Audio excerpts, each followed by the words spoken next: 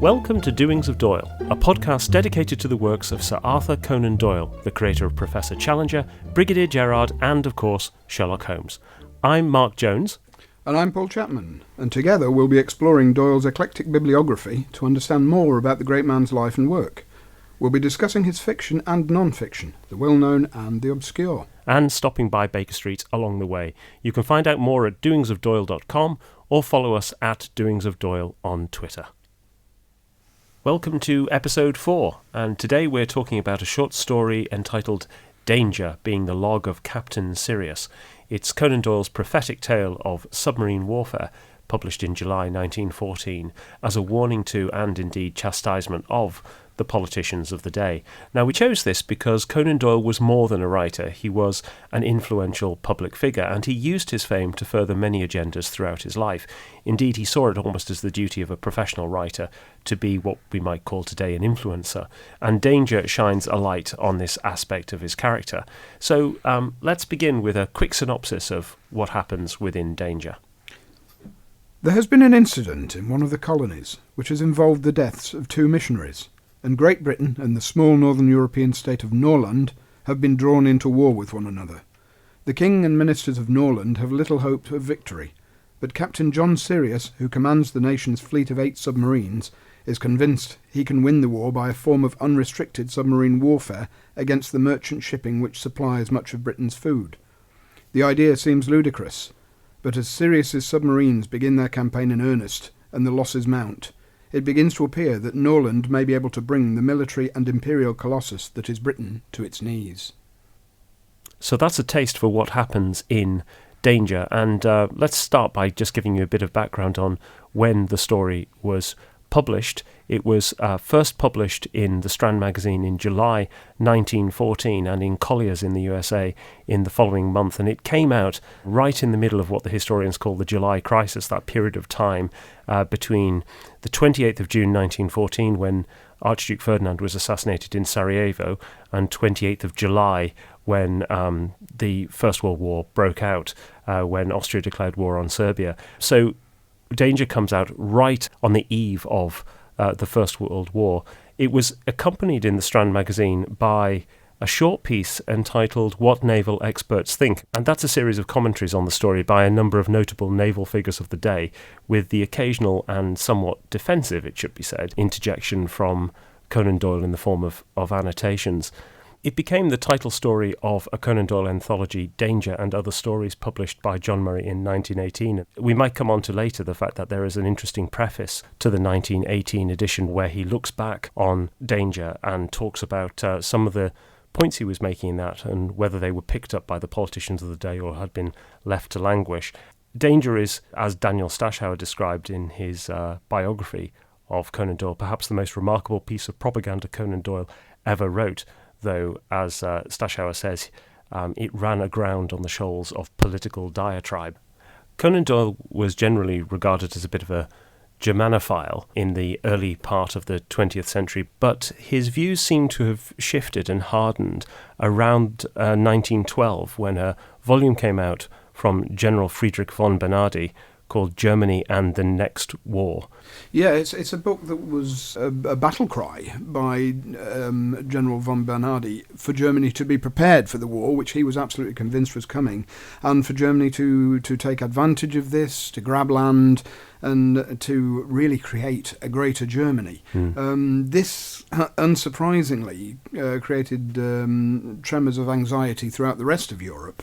And it was translated and was widely read in Britain and was seen as a threat to Britain. Conan Doyle read this book himself and was obviously very concerned with it. And he actually wrote an article for the Fortnightly Review, which was published in February 1913, which he called Great Britain in the Next War, in direct response to von Bernhardi's title.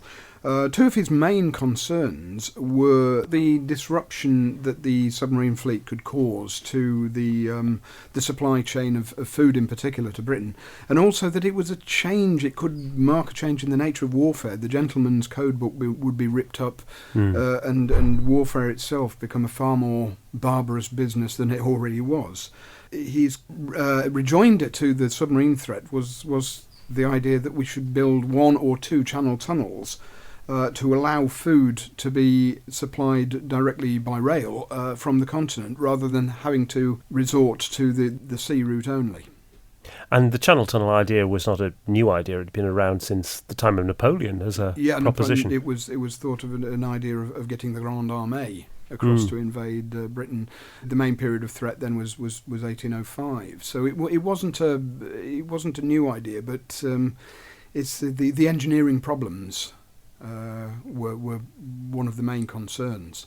Yes, and it's one of the quirks of fate that there was going to be a debate in the House of Commons on a potential Channel Tunnel, which was postponed because of the outbreak of the First World War. So it was swept away, and it wouldn't be until the 1980s that the Channel Tunnel would become a serious proposition and ultimately be fulfilled.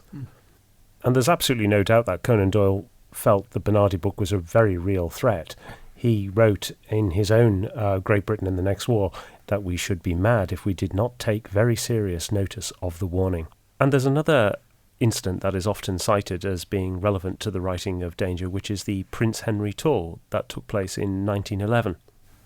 Yes, the Prince Henry tour was essentially a motor rally, and the drivers involved were members of the Imperial Automobile Club of Berlin and the Royal Automobile Club of London. The drivers tended to be civilians, but they each had a military observer or umpire in their car of the other nation. So therefore a British driver would have a German officer in their car. Conan Doyle participated in this in his French-built 16-horsepower Lorraine Dietrich car, and his particular observer or umpire was Count Karma, the Rittmeister of the Breslau Cuirassiers. The whole idea behind this tour, which was named after the Kaiser's brother, who was also Admiral of the German fleet, Prince Henry, or Prince Heinrich, was to foster goodwill between the two nations. And the first half of the tour saw them motoring around Germany, and then the second half of the tour motoring around Britain.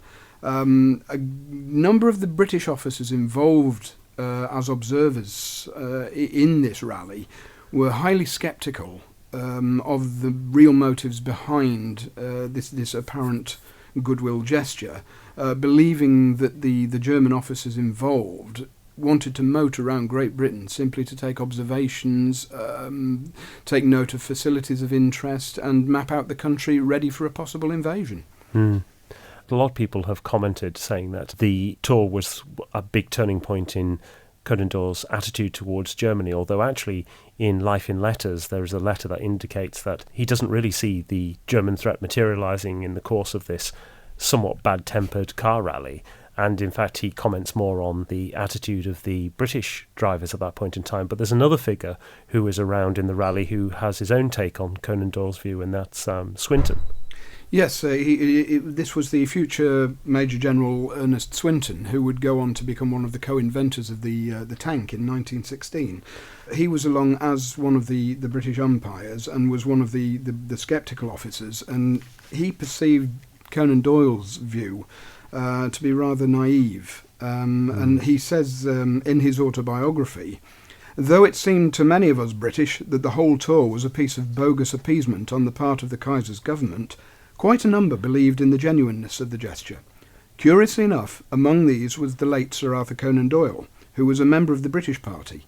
He and I were discussing this matter on the morning of the 9th of July on the deck of the Norddeutsche Lloyd liner Großkurfürst as we steamed up Spithead, when the news of the arrival of the Panther at Agadir came aboard. Conan Doyle turned to me. Yes, it does look fishy, I admit, was his reply to my unstated query. But personally, I don't think you are right. Well, in 1914, he learned the truth. So there's implication there that Swinton thought Conan Doyle was a little bit naive. Yes, and he notes in one of his other books, Eyewitness, which was published in 1932, in a footnote, that in 1912, after the appearance of General Friedrich von Bernhardi's sinister and illuminative book, Germany in the Next War, Conan Doyle's views changed considerably. And it's intriguing that Swinton picks up on the Panther Incident. Yes, the incident referred to was the arrival of the German gunboat Panther in Agadir in Morocco, which precipitated a crisis between the German and French governments, which resulted in the end in an agreement that the French would have full interest in Morocco, and Germany was granted rights in certain parts of the French Congo.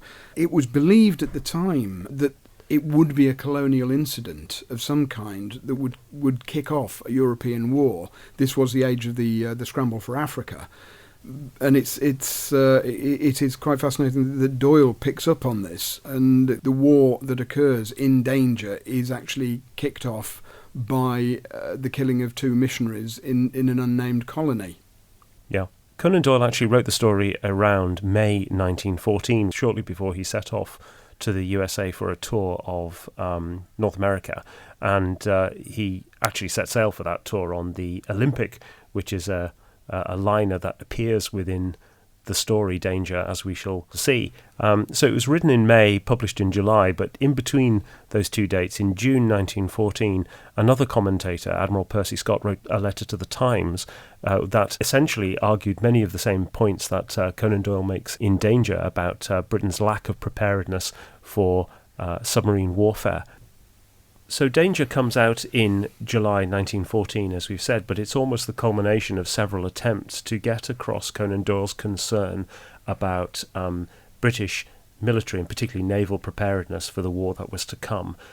He'd attempted a very direct approach there in Great Britain in the Next War in response to the Bernardi article, but he also attempted this in fiction as well, and I think there are probably 3 works that are worth referencing at this point in time. The first is The Adventure of the Bruce Partington Plans, a Sherlock Holmes story that came out in the Strand in December 1908, which is obviously about the loss of the plans for a impressive new British submarine. Mycroft Holmes says naval warfare becomes impossible within the radius of a Bruce Partington's operation. So in that story, Conan Doyle expresses an interest in the potential of the submarine and how it can have a material impact on warfare. He's also making a general point about the laxness of British measures to protect their own interests, and this is something that he also alluded to in the Naval Treaty in 1893, where a treaty is stolen from under the nose of a British official, and Sherlock Holmes is brought in to try to identify the culprit and to return the treaty. The second piece is The Last Galley, which is a short story that came out in the London magazine in November 1910 and then appeared in a collection called Tales of Long Ago. And The Last Galley is essentially the British naval question in parable. The story is about the last galley of Carthage returning home following defeat at the hands of the Romans. And on the deck, the captain and the politician recount how the hubris of their own people has led to their destruction. They take solace in an interesting prophecy that someday Rome too will fall, and indeed that a small tin island to the west, better known as the British Isles, will one day take up Carthage's trident as queen of the waters. And the story ends with the Carthaginian galley taking 2 Roman galleys with it to the depths, leaving Carthage to be razed to the ground. It's a really terrific short story, and probably deserving of a podcast in and of itself. But essentially in The Last Galley, Conan Doyle is making many of the points he makes in Danger about politicians being overly concerned with their own political battles and less with the imminent danger facing their country. And then the third attempt is Danger, which is in many ways the least subtle of the 3, and it's the one that has the least amount of story, I would suggest. It's almost a polemic essay in story form, more than anything else. And The Last Galley, part of the problem with The Last Galley is it's too subtle. Yes, it is. It is, and I think this is Conan Doyle realising that he has to be much more on the nose to get the message across. And it's interesting as well with the Bruce Partington plans, that Mycroft's comment about naval warfare becoming impossible in the vicinity of a Bruce Partington submarine is that at this point Conan Doyle is still thinking about conventional naval warfare. Yes, he is. He's not even considering this idea of sinking merchantmen and attacking the civilian population using submarines. No. So let's come on to the story itself, and being the log of Captain Sirius, let's start with Captain Sirius himself. Where do you think the name comes from, Paul? Well, the name is symbolic, taken from the dog star, the brightest star. And Sirius is obviously meant to be the brightest star of the Norland Navy. And it's interesting as well in that you look at the Latin origins of the name, and you can compare this to Captain Nemo. In Jules Verne's 20,000 Leagues Under the Sea, which was certainly a book Doyle's very familiar with. And Nemo, Latin for no one, no man. It's to mark that he's a citizen of nowhere and a citizen of the world. And Sirius's name is similarly used to show that he is the brightest spark of this particular navy. And Sirius is really the only character we get in Danger. He's there for a very specific purpose, which is to summon up the blood of the British, because he's a pretty saber-rattling type. He's rather full of himself. Very much so. There are moments when he has pretensions of caring for individuals, talking about how he let people have enough time to get off the sinking boats, but... No, he seems, at the end of the story, he seems to have no qualms whatsoever about the more than 50,000 deaths amongst the civilian population of Britain. He seems more concerned with ensuring that the crews of his submarines get a good reward for a job well done. The political rhetoric is turned up to 11 on this one, really. I mean, he's there are some quite astonishing lines in there. Johnny Bull, I said as I looked at them, you are going to have your lesson and I am to be your master. I mean, this is not subtle stuff from Conan Doyle at all.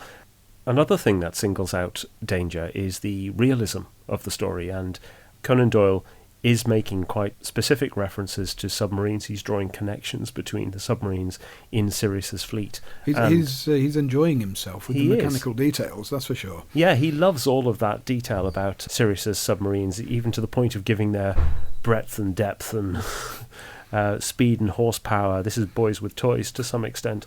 But he's also very conscious to set this sometime in the future. So when he is describing the submarines, he describes how 4 of them are of the old, quotes, the old F-class equivalent of the British boats, but they were relatively new at the time of writing. So this is Conan Doyle setting it slightly in the future. And then he has 4 other ships he claims are 25% advance upon the older boats, which is Conan Doyle not going into the technical detail. It's rather vague. It's very, very vague at this point in time. And he actually names all of the submarines after the Greek letters of the alphabet: Alpha, Beta, Gamma, Theta, Delta, Epsilon, Iota and Kappa. And anybody who's familiar with Greek alphabet but will know that there are a couple of letters there missing and they're in a different order. But there's another bit of realism in the story that's really very poignant, which is when Sirius's submarine sinks, the line of the Olympic, which was a real ship, and it was actually the ship that Conan Doyle sailed to America in May 1914, shortly after writing the story. So presumably he had the Olympic in his mind as being the ship that he was going to be conveyed on, but it mirrors directly what happened with the Lusitania in 1915. The sinking caused an international outcry, and it was an incident that almost brought the USA into the war 2 years earlier, as it were. And interesting, one of those aboard and lost aboard the Lusitania was Charles Frohman, who had pushed the William Gillette Sherlock Holmes play. Yes, indeed. It's also interesting to note that one of the other ships sunk by Sirius and his fleet is the Orontes, and you can't help but wonder if this is the same ship that brought Dr. Watson back from India. Yeah, indeed. Yeah, very good point. And for all the story is realistic in the technical details, Conan Doyle deliberately keeps some distance between the fiction and the reality in the description of the enemy nation. So what do we know about Norland in the story, Paul? We know that it's a small country, and the name Norland, as suggested, is somewhere in northern Europe. It's essentially a sort of Ruritanian sort of country. It's a small principality. We know it has a king. It's in some ways this is a traditional case of the mouse that roared, the small country that can bring a big country to its knees. And Doyle is making the point at the end of the story that if a small country can do this, just using a fleet of 8 submarines, just imagine what a big country like Germany could do if they employed these tactics. Yeah, absolutely. Now, we said at the outset that this is a prophetic vision of submarine warfare, so we really need to think about how accurate danger was, and the answer is it was pretty darned accurate. Germany began the war by using U-boats against British capital ships, but that tactic wasn't terribly effective, so they moved on to attacking merchant shipping in what became known as unrestricted submarine warfare. And there were really 2 waves of submarine warfare. The first wave began around October 1914, and it really took the British off guard. The British response was to arm merchant vessels and essentially ask them to race towards U-boats, forcing them to sink where they'd be less effective. Then, in May 1915, a German U-boat sank the Lusitania, a British ocean liner carrying munitions about 11 miles off the south coast of Ireland, and that ultimately led to the USA demanding cessation of unrestricted submarine warfare under threat of joining the war. So there was then a pause until the second wave, which began in February 1917, and this time the German tactic had the explicit aim of sinking 600,000 tons of British shipping each month. To put that into context, the British only had 20 million tons of merchant shipping at the beginning of the Great War. So it was a very specific campaign targeting food supplies and other supplies coming into Great Britain, and it was highly effective. Within a month, a quarter of all the shipping en route to Britain was sunk, and the British supply of wheat had dropped to 6 weeks. But the resumption of submarine warfare in 1917 brought the USA into the war, and over the course of the next 18 months, the British and the Allies got much more savvy to submarine warfare, and they were able to respond. So there are these 2 waves, and there's a sense in which danger accurately predicts perhaps the first wave of unrestricted submarine warfare, but maybe not so well the second wave. Sirius has it rather too easy, you feel, in the story. And in some senses this detracts from the story, because unlike the real U-boats, he is hunter without particularly being hunted. The British response to Sirius's campaign is rather flaccid. The tactic is shown in there of ships zigzagging to avoid the submarines, but there's no sense of what actually happened, and the logical defence against this is to form convoys of merchantmen with naval ships of the line and spotter planes all together used in coordination against the submarines. Yes. There is a mention of hydroplanes being used as spotters in the story, but there's no sense of their real danger to the submarines, and certainly not that the submarines are going to be attacked in any real sense. The one submarine that is sunk in the story, it's purely because they've been careless. Yes, they get shot by an armed merchant ship. I think Conan Doyle does quite a good job of reflecting the perils and dangers that face the submarine crews. There is quite a lot of description about how they can make their munitions extend further and how they share oil and other things to extend their range and reach, and the problems of the Marconi communications. But ultimately, there is no direct threat to Sirius's fleet from the British. Unfortunately, there's no psychological element to the story. I mean, that's not his intent, but it does detract from this piece as a story. There's no sense of the claustrophobia aboard a submarine, for instance. No, there isn't at all.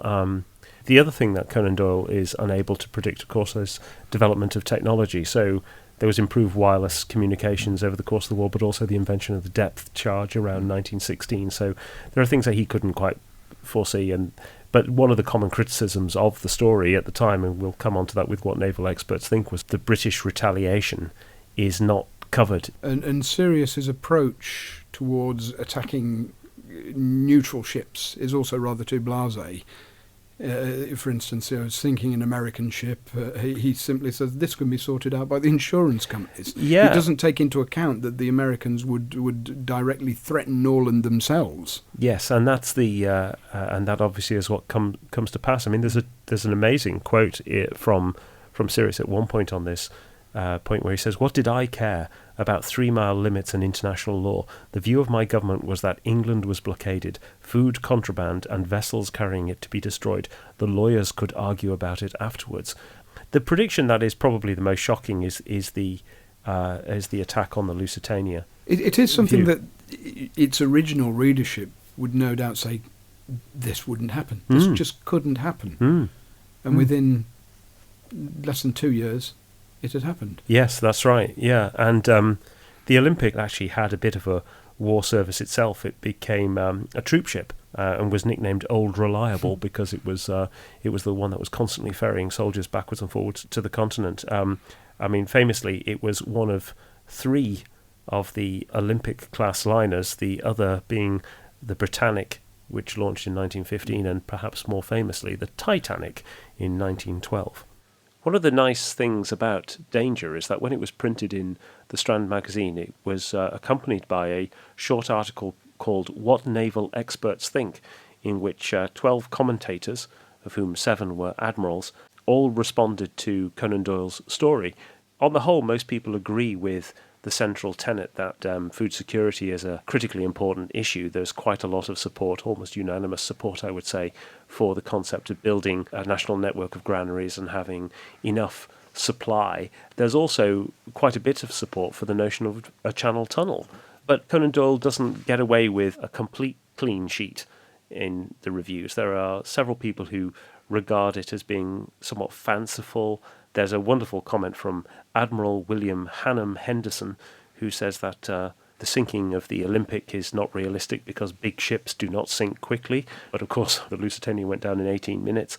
But one of the interesting commentators there is Fred Jane, editor of Fighting Ships, still going today. As far as I'm aware. Yeah, and he made precisely the point you were making earlier about breaking international law and the consequences that would be experienced by anybody who actually disregarded international law in that respect. He makes the comment, "Personally, were I a British officer concerned and Captain Sirius and his crew fell into my hands, I should have no hesitation whatever in hanging them all without trial, pour encourager les autres. To save millions of Britishers from starvation, anything likely to achieve that end would be justifiable." And then Conan Doyle laconically answers to that, "You have to catch them first." And there's one particular comment that I like, which was from Admiral Charles Cooper Penrose Fitzgerald, himself an interesting character, who's very supportive of the Channel Tunnel idea and tariff reforms, but he argues that the enemy would be more gentlemanly in their conduct of war than Conan Doyle presents. "I do not myself think that any civilized nation will torpedo unarmed and defenceless merchant ships," writes Fitzgerald. To which Conan Doyle responds, "With all deference, I think we must deal with what is possible, not with what we hope or think." Now that's pretty stinging. It sounds like a comment on an exam paper. It does really, doesn't it? Admiral Fitzgerald is quite an interesting character in that he was one of the individuals who organised the issuing of white feathers to men not in uniform in 1915, which quickly took off as a bit of a craze at the beginning of the First World War.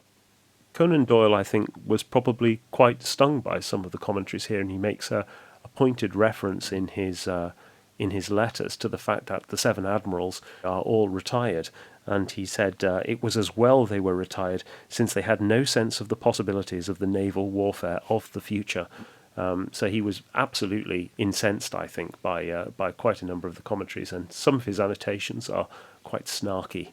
And unfair in some ways, because the experience of naval warfare up to this point had still been more or less a gentleman's game. Yes, it had. And unrestricted submarine warfare, as he describes in Danger, is a real game changer, isn't it? I mean, it's a very different beast. How the public reacted to Danger is not really known, because it came out right at the outbreak of the First World War, but we do know that Conan Doyle came in for criticism from some quarters. There's a really fascinating letter that was sent to the Daily Mail on the 28th of October 1914 from an anonymous source calling themselves HB that really questions Conan Doyle's patriotism and motives, and even implies that he's a German sympathiser. It begins, "Sir A. Conan Doyle appears to have a very tender heart for," quotes, "the enemy in our midst, and so one is not surprised to find that he is a contributor to the funds of the Committee for the Assistance of Germans, Austrians and Hungarians in Distress. And the article goes on to cite the appearance of Danger in print. The correspondent is actually referring to the New York printing of Danger in one of the periodicals in September, but basically has got the wrong end of the stick to some extent and believes that this was written by Conan Doyle after the outbreak of the First World War, and that Conan Doyle is essentially giving the Germans ideas. And it elicited a response from Conan Doyle and from the editor of the Strand magazine. Yes, Doyle was politely forceful in his answer, saying, "Sir, your anonymous correspondent, H.B., would have been wise to make sure of his facts. The story to which he alludes, Danger, was written in the spring, published in July, and consisted of a warning of the growing power of the submarine, with its special danger to Great Britain. Events have shown how far such a warning was justified." And Conan Doyle was then backed up by Greenhouse Smith, the editor of the Strand magazine, who wrote, "Sir, H.B., who in his letter which you have published charges Sir Arthur Conan Doyle with having written an unpatriotic story, has got his facts all wrong. The story in question first appeared in the July number of the Strand magazine a month before the outbreak of the war, and was accompanied by a symposium of naval experts." And we just have to say thank you there to Alexis Barquin at the Arthur Conan Doyle Encyclopedia, who was really helpful in finding that HB letter for us. Now, there is a sting in the tail to the HB article in that the story started to circulate that Germany may indeed have taken inspiration from Conan Doyle's Danger. An article printed in the London Times on February 18th, 1915, entitled 6 Weeks with the Enemy, recounted a Times correspondent in Germany at the time of the announcement of the attack on merchant shipping, and in it several, quotes, well-informed Germans pointed to Conan Doyle's story as the source of inspiration. One individual is quoted as saying, "His story, Danger, will tell you far better than I can what we intend to do."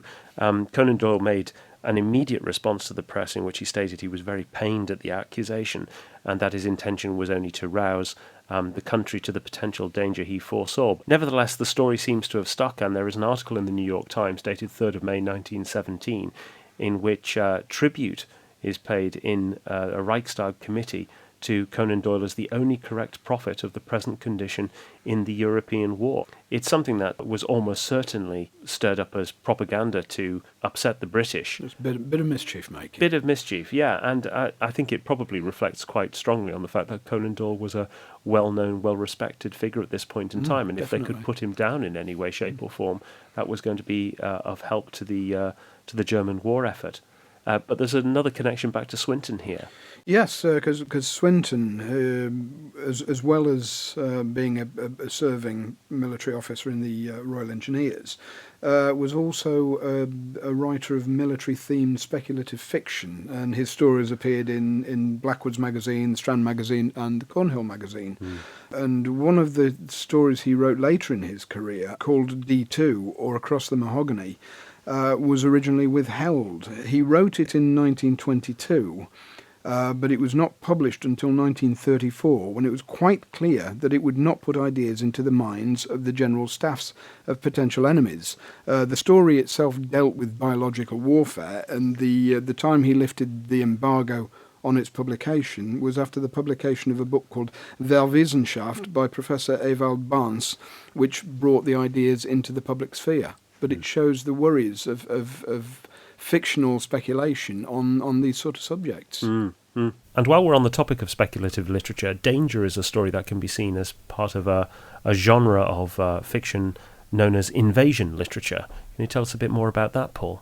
Yes, it's a whole school which seems to have really come into being with the story entitled The Battle of Dorking by another serving officer, George Tompkins Cheney, which was serialised in Blackwood's magazine in 1871 in the wake of the Franco-Prussian War. And in it he speculated about a German-speaking enemy invading England and how we must be ready for this and what might happen. It seems to have set off a whole subgenre of this sort of fiction, much of which is not great literature, but interesting in its cultural aspects. The next major entry in the field is a book called The Great War in England in 1897 by a guy called William Le Queux. This was published in 1894. Le Queux was a hack journalist, very, very good at self-publicity. His autobiography was entitled Things I Know About Celebrities. I think it's Things I Know About Celebrities, Kings and Crooks, and he was emphasising his own importance.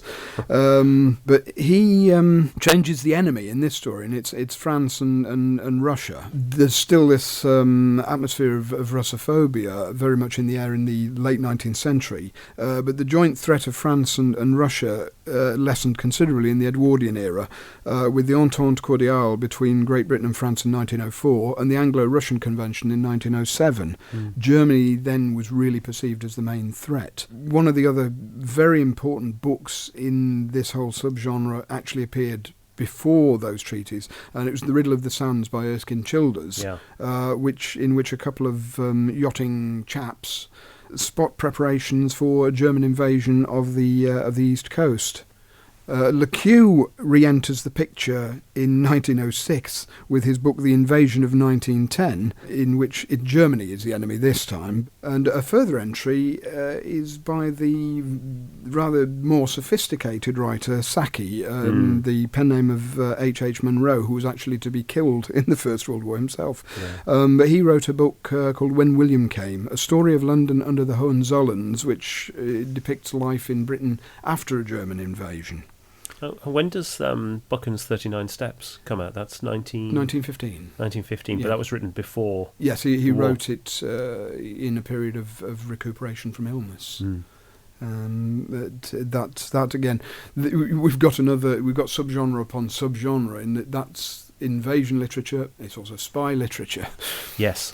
And Riddle of the Sands is often regarded as being the first modern one of the first spy novels as well, spy isn't novels, it? Yeah. And then you've got another subgenre, if you like, with science fiction elements. H.G. Wells was particularly busy in this. He wrote a novel in 1908 called The War in the Air, which predicts airship warfare when a fleet of German Zeppelins flies across and bombs New York. Interestingly, Conan Doyle hadn't really seen the potential for military use of airships except as reconnaissance spotters. He didn't envisage the bombing of cities from the air. No, it's one of those sort of military blind spots, a bit like he didn't entertain the idea of submarine-to-submarine warfare. Which it's just this kind of strange fixed idea that he had on certain things. I mean, it does seem very odd with the airships idea, because once you've got planes, the obvious thing seems to be drop bombs from them. But Wells also foresaw another military technology, wrote a short story called The Land Ironclads in 1903, which foresaw the introduction of the armoured fighting machine and the tank. And Wells was engaged in a legal battle over who was to be identified as the originator of the tank.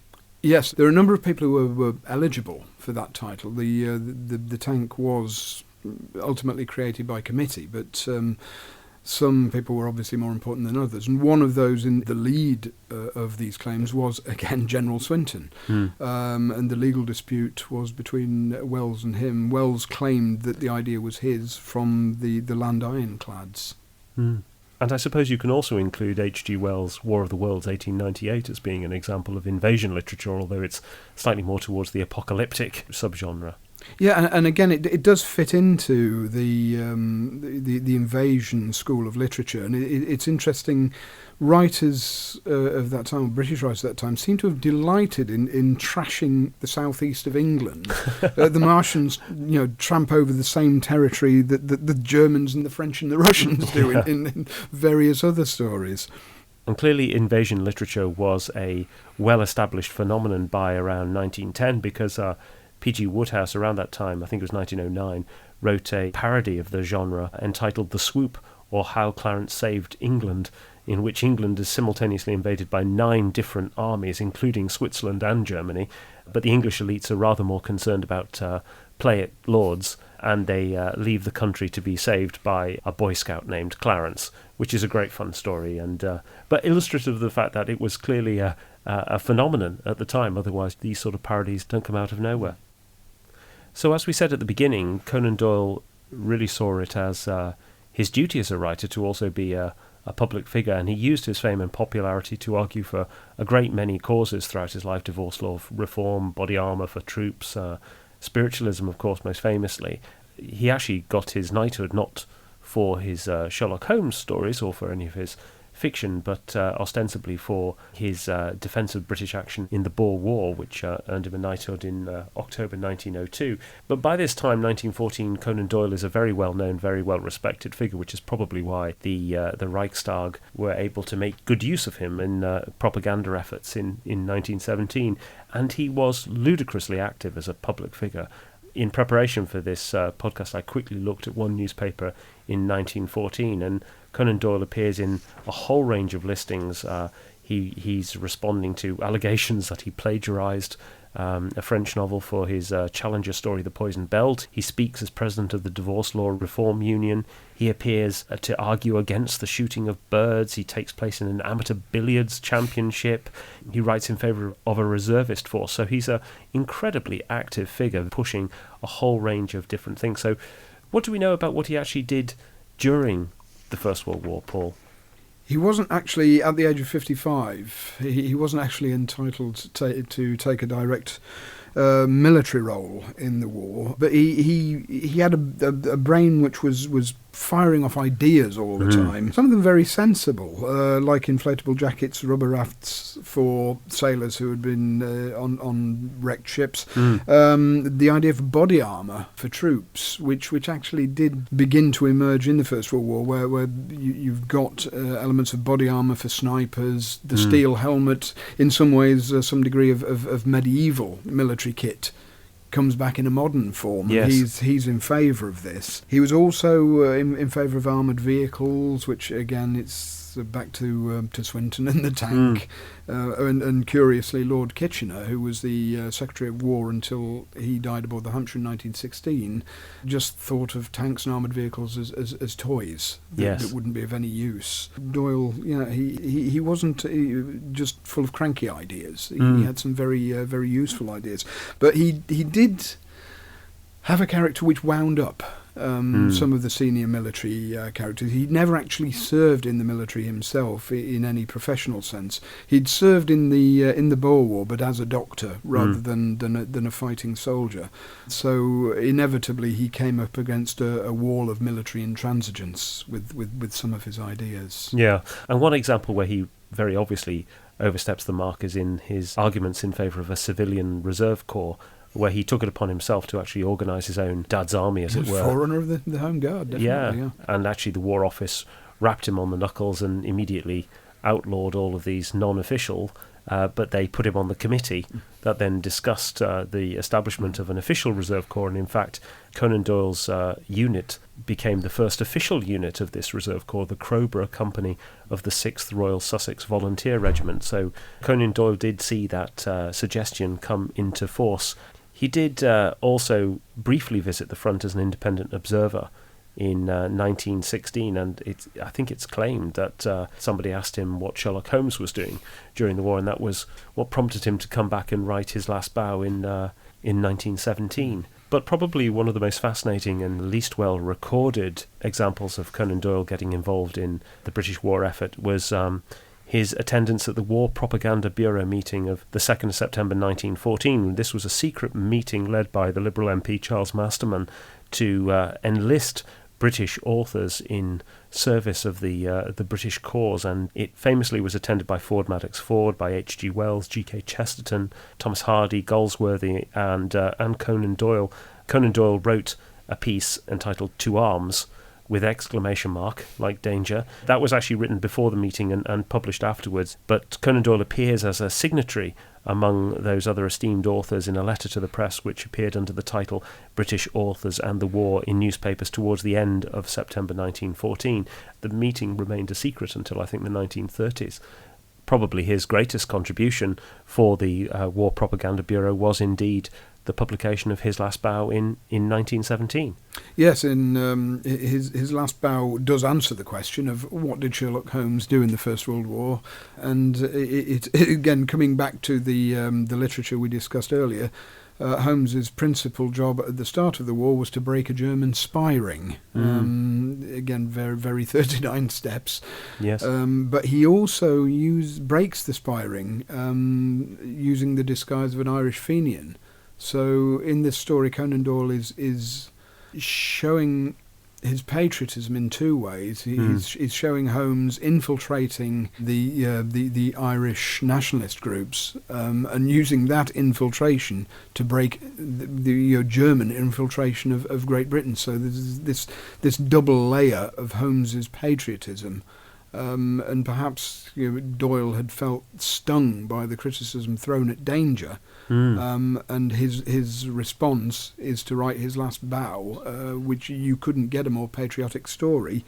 And it does end with one of the most famous quotes from the entire canon, where after the defeat of von Bork, the German spy master, Holmes turns to Watson and says, "There's an east wind coming all the same, such a wind as never blew on England yet. It will be cold and bitter, Watson, and a good many of us may wither before its blast. But it's God's own wind nonetheless, and a cleaner, better, stronger land will lie in the sunshine when the storm has cleared."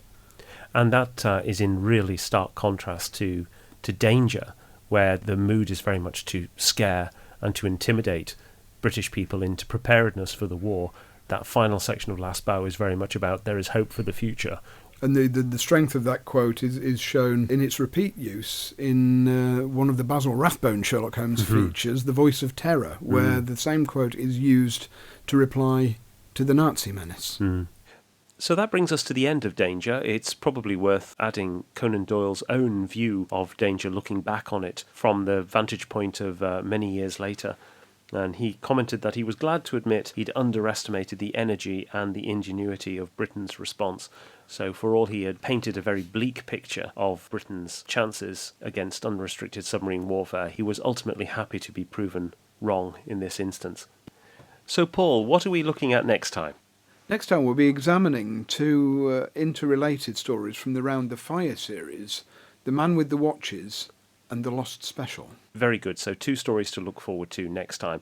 If you've got any comments or questions about the podcast, please contact us on Twitter at Doings of Doyle, or you can visit the website doingsofdoyle.com, where you can get access to the show notes.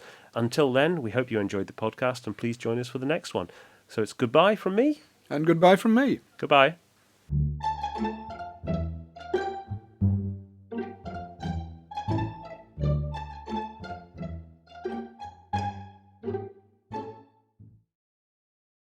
And there's another incident that's often cited as the trigger for writing Danger, which is the Prince Henry tour, which took place in 1910. 11. Oh, bollocks.